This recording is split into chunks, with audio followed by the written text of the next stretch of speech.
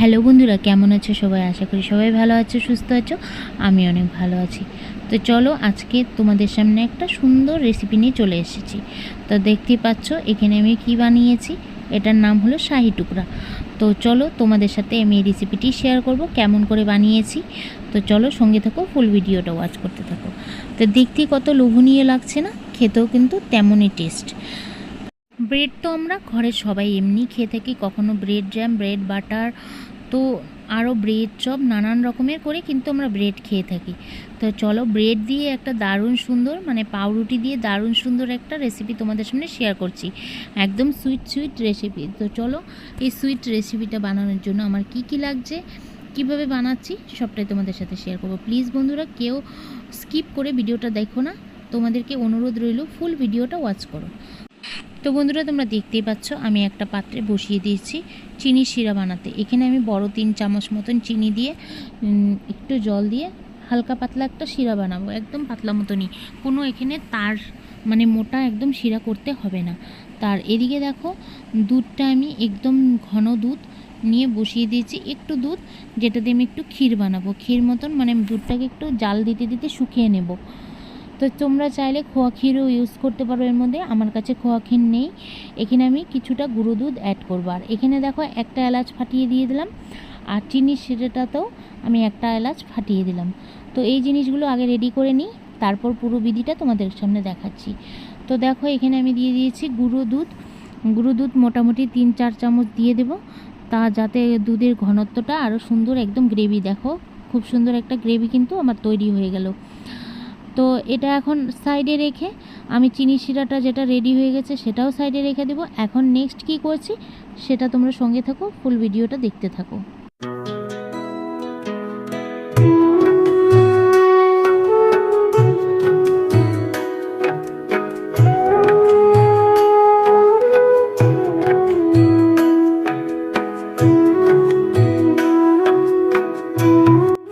তো বন্ধুরা, দেখতে পাচ্ছ এখন কিছুটা ব্রেড আমি নিয়ে নিয়েছি।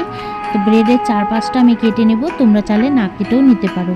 তো 4-5টা কেটে সুন্দর আমি ছোট ছোট টুকরো করে নিব, ত্রিকোণ করে।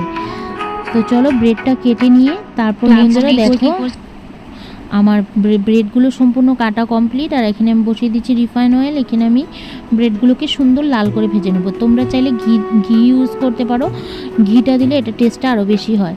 তো চলো, আমার কাছে ঘি যেহেতু বেশি ছিল না, সেই জন্য আমি রিফাইন অয়েলে ইউজ করছি। তো ঘরে যা থাকে তাই দিয়ে কিন্তু এই মিষ্টিটা তোমরা ঝটাপট বানিয়ে নিজেরাও খেতে পারো, আর ঘরে কোনো গেস্ট আসলে তাদেরকেও বানিয়ে দিতে পারো। তো চলো, এখানে আমি এখন ক্ষীরটাকে একটু নাড়িয়ে নিচ্ছি, এটা একদম ঠান্ডা হয়ে গেছে। আর এখন দেখো, এখানে আমি একটা প্লেট নিয়ে নিয়েছি, আর প্লেটটার মধ্যে সুন্দর করে এই ব্রেডের পিসগুলো সাজিয়ে নিব। তো ব্রেডের পিসগুলো সাজিয়ে তারপর এর মধ্যে, তো বন্ধুরা দেখো, আমার এই ব্রেডের টুকরাগুলো সম্পূর্ণ প্লেটে সাজানো কমপ্লিট। এখন আমি একটু একটু করে চিনি শিরাটা ঢেলে দিচ্ছি। তো তোমরা চাইলে কিন্তু এই ব্রেডের টুকরোগুলো পুরো চিনির মধ্যে ডিপ করেও নিতে পারো, শিরার মধ্যে। তো আমি একটু মিষ্টি খাবো বলে আমি একটু করেই দিচ্ছি, তোমরা তোমাদের স্বাদ অনুযায়ী করে নিও। আর এখন এর মধ্যে আমি সেই দুধের বানিয়ে রাখা ক্ষীরটা ঢেলে দেব। তো চলো, এটাকে ঢেলে দিয়ে, তো বন্ধুরা দেখো, আমার সম্পূর্ণ দুধের ক্ষীরটা এখানে ঢালা কমপ্লিট।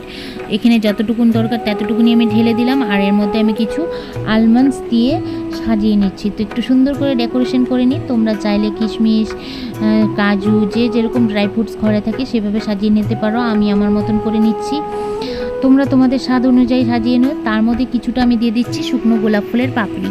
তো আমার কাছে ছিল, তোমরা চাইলে দিতেও পারো, না দিতেও পারো। তো চলো, কেমন লাগছে পাউরুটির এই সুন্দর একটা মিষ্টি আইটেম অবশ্যই কিন্তু কমেন্টের মাধ্যমে জানাবে। তো বেঁচে যাওয়া পাউরুটি বলো, কেউ ব্রেড বলো, যেটাই বলো, সেটা দিয়ে কিন্তু আমরা ঘরে সুন্দর একটা ডেজার্ট তৈরি করতে পারি।